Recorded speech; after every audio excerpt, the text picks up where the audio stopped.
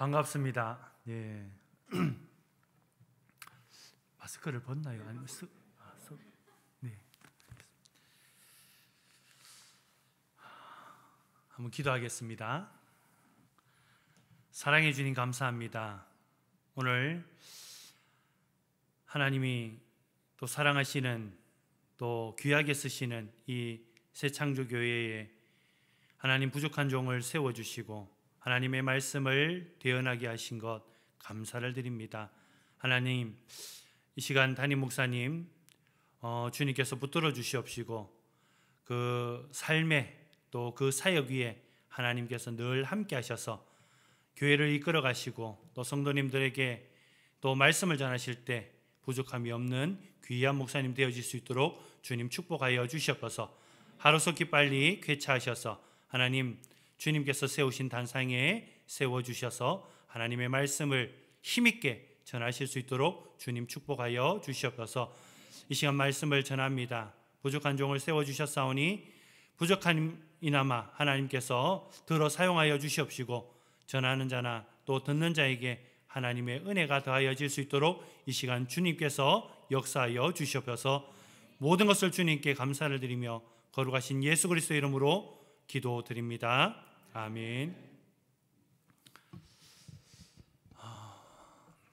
오늘은 모든 삶에 기도를 다하라 라는 제목으로 함께 말씀을 나누어 보고자 합니다.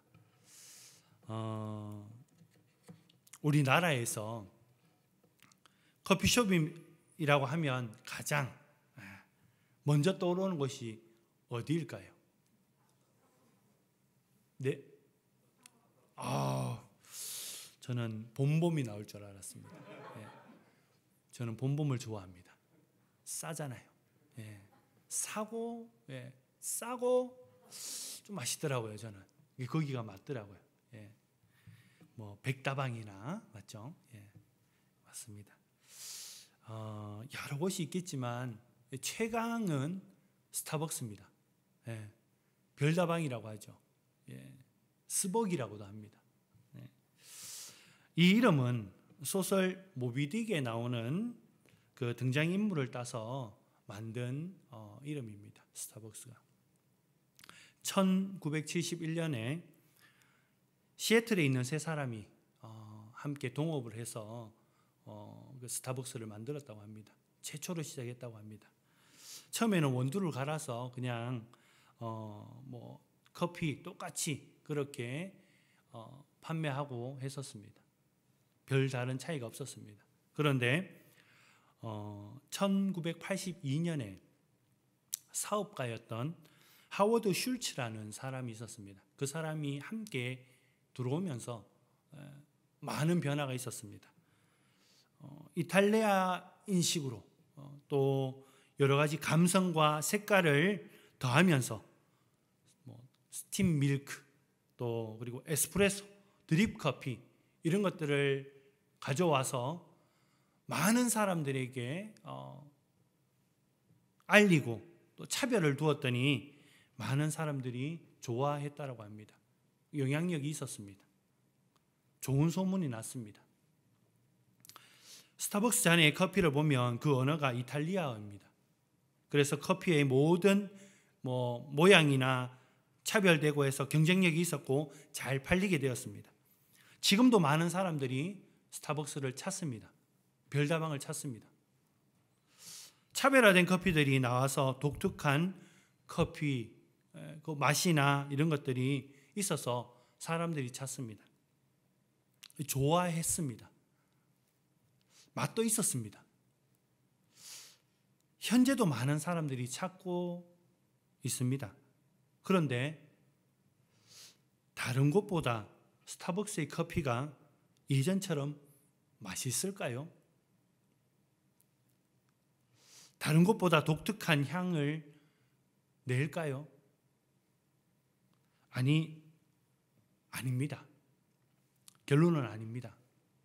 오히려 스타벅스보다 다른 작은 카페에서 커피를 내리는 그 커피가 더 독특하고 더 향기 있고 더 맛이 있다는 사실입니다.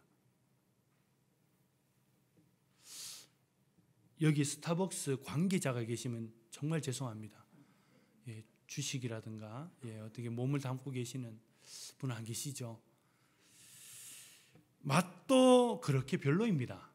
예, 또 별로 그렇게 차별화된 것이 없습니다. 어떻게 그렇게 많은 사람들이 근데 카페에 찾을까요?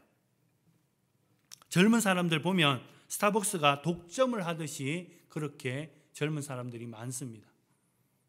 아직까지도 많은 사람들이 스타벅스에 가서 커피를 찾고 있다라는 것입니다. 어떻게 이렇게 많은 사람들이 찾을까요? 한번 생각해 보셨습니까? 그것은 스타벅스에는 이미 커피가 그냥 커피가 아니라 스타벅스 커피에서 내리는 커피에서 스타벅스 커피라는 그 체인점이 문화로 바뀌었다는 것입니다. 그러니까 스타벅스의 컵, 텀블러, 해마다 만들어 내는 이벤트들, 수많은 문화 이벤트들이 사람들로 하여금 커피를 마시는 사람들이 커피가 좋아서 가는 것이 아니라 스타벅스의 문화를 가지길 원해서 간다는 것입니다. 저희 교회에도 보면 텀블러가 있는데도 스타벅스 텀블러를 매년 사시는 분이 계십니다. 찬장에 꽉 차 있는데도 계속 사십니다. 그러다가 또 예전 거는 또 나누어 주시고, 저희 집에도 2개가 있습니다. 저희 아내와 제 거. 그런데 또 탐이 날 때도 있습니다. 가보면 한 번씩, 어쩌다가 한번 가보면. 그러니까 수많은 사람들이 스타벅스에 자기들이 만들어낸 문화 속의 영향력을 입고 살아간다는 것입니다. 그것이 스타벅스가 만들어낸 문화 차별이 되었던 것입니다. 사람들을 오게 하는 근본적인 힘이 된 것입니다. 그렇다면 우리 기독교 문화는 어떤가 하는 것입니다. 우리 기독교 문화는 차별이 되고 있는가? 많은 사람들이 기독교라는 문화 안에 들어올 만한 모습으로 구별이 되고 있는가 하는 것입니다. 크리스찬 문화가 형성되어져서 많은 사람들이 교회 안으로 들어오고 있는 것 같습니까? 오히려 역설적으로 줄어들고 있습니다. 아니, 없어져 간다라고 느낄 때도 많이 있다는 것입니다. 사도행전 2장 46절에서 47절 말씀에 보면 초기 있었던 기독교 문화를 찾아볼 수 있습니다. 제가 말씀을 대언해 드리겠습니다. 사도행전 2장 46절에서 47절입니다. 날마다 마음을 같이하여 성전에 모이기를 힘쓰고 집에서 떡을 떼며 기쁨과 순전한 마음으로 음식을 먹고 하나님을 찬미하며 또 온 백성에게 칭송을 받으니 주께서 구원받는 사람을 날마다 더하게 하시니라. 아멘. 이때 당시에 수많은 사람들이 예수 그리스도를 믿는 사람들을 보면 핍박할 때였습니다. 예수님은 십자가에 못 박고 십자가에 죽으셨습니다. 그 현장에 예수 그리스도를 믿는 사람들을 보면서 칭찬했다는 것을 보면 역행하는 것을 보이고 있습니다. 이들이 볼 때 기독교인들의 모양이, 모습이, 행동이 독특했다는 것입니다. 왜냐하면 유대인들은 개인적으로 자기의 모든 물질을 소유하려고 하는 자들이었기 때문입니다. 그런데 기독교인들의 모습은 그렇지 않고 자신들보다 부족한 사람들에게 나누어 주고 부족한 사람들을 챙겼다는 것입니다. 집집마다 찾아가서 오늘날로 말하면 신방하며 찾아가서 그들의 삶의 문제를 위로하고 중보하고 축복 기도를 했기 때문입니다. 그리고 바나바처럼 자기가 가지고 있는 많은 재물을 많은 사람들, 가난한 사람들에게 구제하는 일들을 하고 있었다는 것입니다. 믿는 사람이건 믿지 않는 사람이건 상관하지 않고 밖으로 쏟아내기 시작했던 것입니다. 나누어 주었습니다.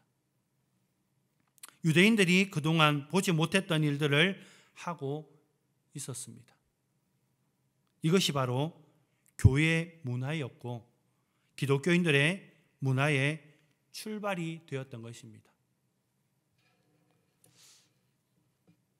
우리들의 모습은 어떠합니까?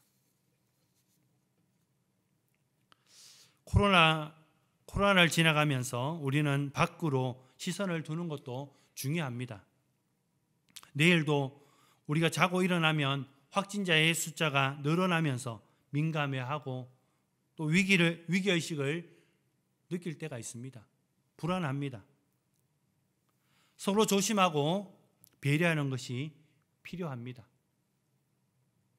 밖으로도 보아야 합니다.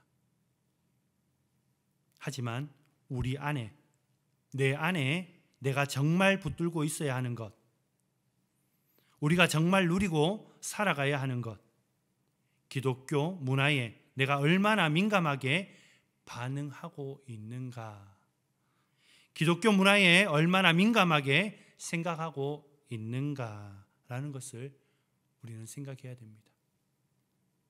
그것을 내가 바라보고 있는가? 어쩌면 우리는 너무나 밖으로만 바라보고 살아가고 있지는 않은지요. 너무 외적인 면에 치중하고 살아갈 때가 많다라는 것입니다. 안으로 내가 바라보아야 하는 것, 안으로 내가 소유해야 할 것, 가져야 하는 것, 영적 민감성이 없어지고 있지는 않은지 우리가 생각하고 돌아보아야 합니다. 그리고 스타벅스 매장에서는 해마다 계절마다 다양한 다른 대표적인 커피들을 우리에게 소개합니다. 수많은 커피들을 쏟아냅니다. 수많은 것들 중에 대표적인 상품을 내고 있습니다. 그 회사만의 독특한 맛과 향의 커피를 맛본 사람들이 다시 그 매장을 찾도록 분위기를 만들고 음악이나 여러 가지 장식들을 배치하고 변화를 주어 문화를 만들어 낸다고 합니다. 사람들에게 그 맛, 이미지를 계속해서 기억하게 한다는 것입니다. 그렇다면 오늘 우리 새창조교회는 대표적인, 굳이 표현하자면 대표적인 상품이 무엇인가요? 교회 안의 대표적인 문화는 무엇입니까? 제가 처음에 와서 이게 이제 목양실에, 교육자실에 집사님께서 저를 이렇게 안내해 주시더라고요. 거기 안에서 이제 한 15분 정도 기다렸습니다. 기다렸는데 밖에서 이게 탁구 치는 소리와 서로 이야기하는 소리와 아름다운 소리가 들리더라고요. 너무나 기분이 좋았습니다. 여기는 교제가 있는 공간이구나. 서로 소통하는 공간이구나. 그리고 제가 앉아 있는데 찬양하는데 목소리가 너무 좋으신 겁니다. 리더하신 집사님도 그렇고, 집사님 맞으신가요? 네. 두 분 다 목소리가 너무 아름다우셔서 성우 아니신가 싶기도 하고, 목소리가 너무 좋습니다. 찬양의 은혜가 있는 대표적인 상품, 찬양의 은혜가 있지는 않은지, 또 말씀의 은혜도 있겠죠. 대표적인 상품이 있겠죠. 아주 좋은 기독교적 상품화된 문화를 가지고 있는 것에 감사하시기 바랍니다. 오늘 본문 속으로 가져와 본다면 그것은 바로 기도가 되는 것입니다. 교회는 이미 가장 대표적인 것이 기도가 있습니다. 세상과 구별되는 분명한 것, 기도가 이미 오래전부터 그 차별점, 영향력들인 기도가 계속해서 우리에게 이어져 오고 있다는 사실입니다. 우리가 가만히 생각해 보면 기도의 맛을 잊어버리고 있지는 않은지요? 기도의 한기를 잊고 살아가고 있지는 않은지요? 우리가 기도의 맛과 향기를 잃어버린다면 결국 우리는 기독교의 문화를 다 잃어버리게 되는 것입니다. 기독교가 가지고 있는 놀라운 기도의 능력과 그 영향력들이 다 잃어버리게 되면 능력이 없는 삶, 능력이 없는 교회로 살아가게 되고 만다는 것입니다.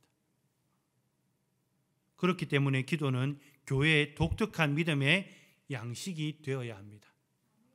기도는 하나님을 향한 진실함의 태도가 되어야 하는 것입니다. 기도는 우리들만이 가지고 있는 하나님께서 우리에게 주시는 독특한 문화가 되어야 한다는 것입니다. 그렇다면 구별하자면 문화라고 표현하는 기도가 왜 우리의 대표적인 것이 될 수밖에 없을까요? 그것은 우리가 하고 있는 모든 것이 살아가면서 하는 모든 삶의 기도를 더해야 하기 때문입니다. 오늘 본문 18절에 다시 봅니다. 모든 기도와 간구를 하되 항상 성령 안에서 기도하고 이를 위하여 깨어 구하기를 항상 힘쓰며 여러 성도를 위하여 구하라. 아멘. 그렇습니다. 모든 기도와 간구를 하되라고 말씀하고 있습니다. 위에 보시면 14절에 우리 그리스도인들이 가져야 할 것들을 말씀하고 있습니다. 그것은 전신갑주입니다. 14절에 위에 보시면 진리라고 있습니다. 하나님의 말씀, 복음입니다. 그 복음이 우리에게 들려지고 그 복음이 우리를 통해 밖으로 나갈 때 그 모든 준비와 전함은 기도를 통해서 나가게 된다는 것입니다. 또한 의는 하나님의 전적인 은혜입니다. 하나님의 전적인 의는 우리가 기도할 때 하나님께서 기도를 통해서 우리에게 한량없이 부어주신다는 사실입니다. 평안의 복음이 필요합니다. 오늘 이 시대에 살아가고 있는 우리에게 필요한 것이 하나님의 평강입니다. 예수 그리스도의 평강이 우리를 주장하게 하시는 것, 또한 기도를 통해 우리에게 평강을 주신다라는 것입니다. 우리의 믿음은 어떠한가? 우리의 믿음은 역시 기도의 간구를 통해서 커지기도 하고 확장되기도 하고 산을 옮길 만한 놀라운 믿음의 역사들이 기도의 선포를 통해 나타나게 되는 것입니다. 그리고 성령의 검, 하나님의 말씀입니다. 그 말씀을 통해서 믿음으로 나아가기 위해서 기도를 통해서 영적 무장을 할 때 세상의 그 어떤 위기 가운데서도 이길 수 있고 승리할 수 있는 것입니다. 이 모든 것이 기도의 능력입니다. 이 모든 것 위에 영적 세계의 전신갑주가 입혀지는 모든 곳에는 문맥으로 기도가 더해져야 한다는 사실입니다. 우리의 음식에도 보면 음식이 다르지만 모든 음식에 간이 들어가야 합니다. 우리의 일상생활에서도 기도가 있어야 합니다. 우리 그리스도인들의 대표적인 일상이 기도의 삶이 되어야 한다는 것입니다. 여러분은 어떻습니까? 여러분의 삶의 기도로 연결되어져 있으십니까? 우리의 모든 것에 연결되어져 있어야 합니다. 요즘 시대는 보이는 것보다 보이지 않는 것이 집중되는 시대입니다. 그래서 우리가 사용하고 있는 것들을 보면 언제부터인가 유선보다는 무선 시대가 되어져 있습니다. 리모컨도 그렇습니다. 전화기도 그렇습니다. 선이 없습니다. 휴대폰 충전기도 무선으로 충전합니다. 와이파이도 그렇습니다. 제 딸이 있는데요.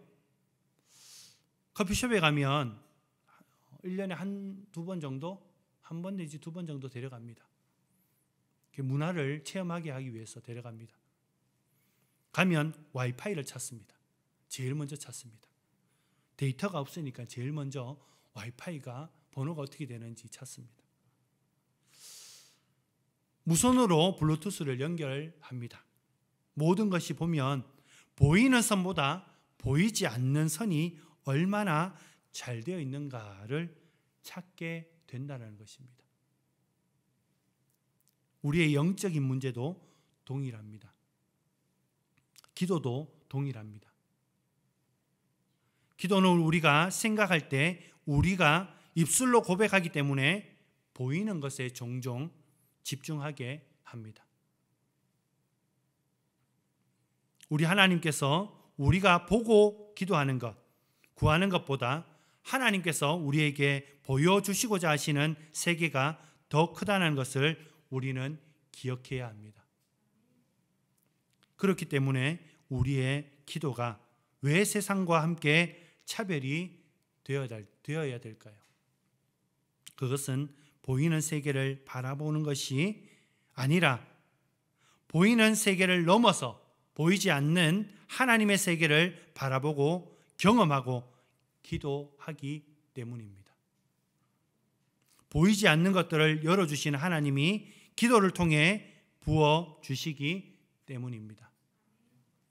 그렇기 때문에 우리는 기도는 우리에게 차별이 되는 것입니다.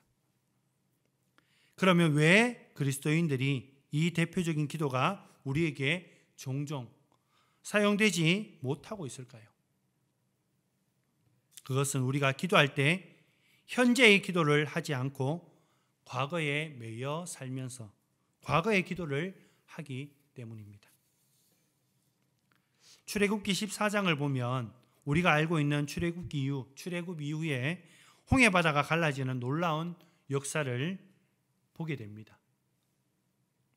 그래서 사도 바울은 홍해바다가 갈라졌을 때의 상황을 고린도전서 10장 1, 2절에서 200만이 홍해바다 한가운데서 세례를 집중적으로 받았다라고 표현하고 있습니다. 엄청난 사건이죠. 그리고 그것을 이스라엘 백성들에게 재해석해서 영적 은혜들을 설명하고 있습니다. 그러나 우리가 홍해바다의 이적을 보면서 놓치고 살아가는 것이 있습니다. 그것은 우리들의 생각으로 하나님의 말씀을 통해서 홍해바다가 갈라진 것만 생각한다는 것입니다. 성경을 자세히 보시면 하나님께서 이스라엘 백성들을 인도하시려고 홍해바다를 여셨고 그리고 닫으셨다라는 사실입니다. 우리가 놓치고 있는 것이 이것입니다. 닫으셨다는 것입니다. 왜 닫으셨을까요? 뒤에 애굽 병사들이 따라와서 그렇게 해서 닫았을 수도 있습니다. 또 성경에 그렇게 기록되어져 있습니다. 하지만 이스라엘 백성들의 광야의 여정을 보면 또한 우리가 알 수 있습니다. 광야의 여정이 있을 때에 처음은 행복했습니다. 노예로 있었던 그 이스라엘 백성들이 풀려났기 때문에 기뻤습니다. 행복했습니다. 자유를 얻은 것이 너무나 좋았습니다. 그런데 그들의 행복은 오래가지 않았습니다. 힘들 때, 고난이 있을 때, 배고플 때 그때마다 그들은 원망하면서 어디로 돌아가고자 했습니까? 과거로 돌아가서 홍해바다를 건너 애굽으로 이전의 삶, 과거로 돌아가고자 했다라는 것입니다. 여전히 그때의 과거의 세월을 그리워했습니다. 하나님께서 홍해바다를 닫지 않으셨다면 그들은 다시 과거로 돌아갔을 것입니다. 광야의 한복판에서 나와보니 어땠습니까? 양식이 없었습니다. 집도 없었습니다. 옷도 없었고 무기도 없었습니다. 앞으로 갈 아무것도 없는데 하나님은 뒤에 큰 길을 닫아버리셨습니다. 왜냐하면 우리 하나님은 이스라엘 백성들을 통해서 하나님이 부어주셨던 홍해바다에서의 그 은혜, 계속해서 앞으로 전진해 가면서 이적을 일으키시려고 하셨기 때문입니다. 그들의 믿음이 현재 그들의 삶에 사용되기 원하셨다는 것입니다. 예레미야 33장 2절에서 3절 말씀에 보면 이를 행하시는 여호와, 그것을 만들며 성취하시는 여호와, 그의 이름을 여호와라 하는 이가 이와 같이 이르시도다. 너는 내게 부르짖으라. 내가 내게 응답하겠고 내가 알지 못하는 크고 은밀한 일을 내게 보이리라. 아멘. 너는 내게 부르짖으라. 기도하라는 것입니다. 기도할 때 우리의 기도를 들으시는 하나님은 어떤 하나님이시냐면 일을 행하시는 하나님, 만들어 가시는 하나님, 그것을 성취하시는 하나님, 응답하시고 크고 비밀한 은밀한 일, 감춰져 있던 일들을 우리에게 보여주시기 원하셨던 하나님이시라는 것을 우리는 기억해야 합니다. 누구에게 부어주십니까? 바로 기도하는 사람에게 그대로 응답해 주시겠다라는 사실입니다. 오늘 이 시간 우리에게 주시는 것을 믿고 야복강가에서 야곱처럼 간절히 기도해야 합니다. 하나님 앞에서 우리의 모난 것들을 드러내고 쏟아내야 합니다. 하나님께 구해야 합니다. 하나님이 아니고서는 나의 고통, 나의 연약함, 치유받을 수도 없고 회복할 수도 없고 하나님이 아니고서는 안 됩니다 라고 고백해야 합니다. 기도를 통해 하나님을 만나는 저와 여러분이 되시기를 주의 이름으로 간절히 소망합니다. 우리가 전을 구울 때 있지 않습니까? 한참 열을 가하면 어떻게 해야 됩니까? 그냥 두십니까? 네, 뒤집어야 합니다. 왜 뒤집습니까? 전을 계속 구우면 한쪽 면이 타기 때문에 뒤집어야 합니다. 맛있게 먹기 위해서 뒤집어야 합니다. 우리의 신앙도 마찬가지입니다. 종종 우리는 은혜 받는 곳만 계속 은혜 받기를 원한다는 것입니다. 날마다 내가 원하는 것만 듣기 좋은 말에만 은혜를 받습니다. 익으면 뒤집어야 하듯이 한쪽의 은혜를 받았으면 하나님이 원하시는 쪽도 은혜를 받아야 하는데 뒤집지 않고 그대로가 좋다고 그냥 있을 때가 많다라는 것입니다. 하나님이 주시는 은혜는 늘 받지만 내 부끄러움을 끄집어내는 뒤집는 일을 하지 않고 살아갑니다. 하나님의 은혜가 들어오게 뒤집어야 하는데 그렇게 하지 않는다는 것은 우리의 삶입니다. 반대쪽으로 뒤집어서 하나님께 구해야 합니다. 내가 아직도 바뀌지 않는 그 부끄러운 부분을 고백하며 도와달라고 기도해야 합니다. 야곱이 야복강가에서 하나님을 간절히 붙들었을 때 야곱은 하나님 앞에서 자신의 부끄러운 부분을 다 고하고 뒤집었더니 그의 이름을 바꾸어 주셨습니다.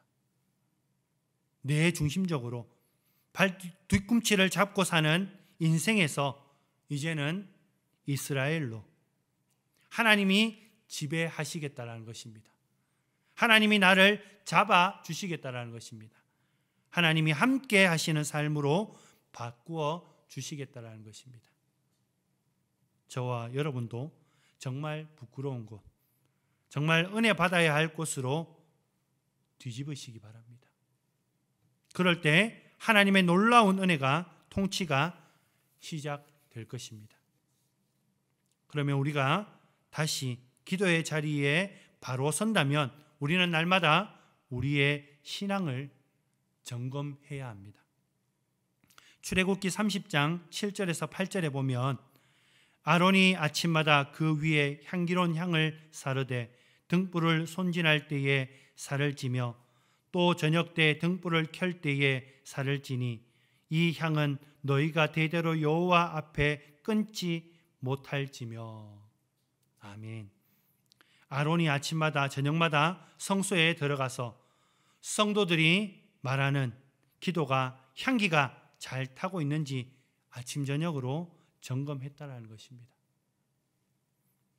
우리들의 영적인 세계를 살아가면서 항상 깨어서 우리의 영적인 상태가 기도의 불이 켜져 있는지 꺼져 있는지 우리의 기도를 늘 점검해야 합니다. 그리고 내 공간에, 내 기도의 공간에, 내 삶의 자리에 오늘도 기도의 공간이 없었다면 만들어야 합니다. 내 삶의 한 주간의 삶을 열심히 어떻게 달려왔는지 점검해야 합니다. 오늘 하루도 열심히 살아오시면서 열심히 살아오신 만큼 우리의 삶에도 기계처럼 마모가 일어나기 마련입니다. 그 사이사이마다 마모가 일어난 그곳마다 윤활유가 들어가야 하듯이 내 삶의 기도를 통해서 성령의 은혜가 내 안에 들어가야 하고 성령의 만지심을 통해 영적인 기름들이 내 안에 스며들어갈 때 다시금 내 안에 놀라운 치유하심의 은혜가 살아나게 될 것입니다. 그곳을 통해 다시금 우리의 기도가, 나를 향한 기도가 성도를 향한 기도가 되고 새창조교회를 향한 기도로 커지게 되고 능력의 기도로 바뀌게 되고 내 안에 근심과 걱정이 밖으로 나오게 될 때 하나님의 이름으로 선포하는 담대함이 내 안에서 살아나게 될 것입니다. 기도는 우리의 삶의 여정을 이끌어 가십니다. 삶의 마모가 있지만 여전히 채워져 사용하는 윤활유가 기도인 것입니다. 기도는 우리의 삶에 하나님의 역사하심입니다. 그래서 우리의 기도가 과거에 머물지 않고 현재로 가지고 와서 기도하며 우리 자신이, 우리 가정이, 우리의 교회가 살아가는 힘이 되게 하는 것입니다. 기독교가 세상과 차별이 될 수 있는 것은 여전히 하나님께서 우리의 기도에 응답하시기 때문입니다. 행하시고 만드시고 성취하시는 놀라운 은혜들이 여전히 우리들을 통해서 우리의 삶의 점검을 통해서 역사하심을 믿고 한 걸음 한 걸음 나아가시는 주의 백성들이 되시기를 주의 이름으로 간절히 축원드립니다. 아멘.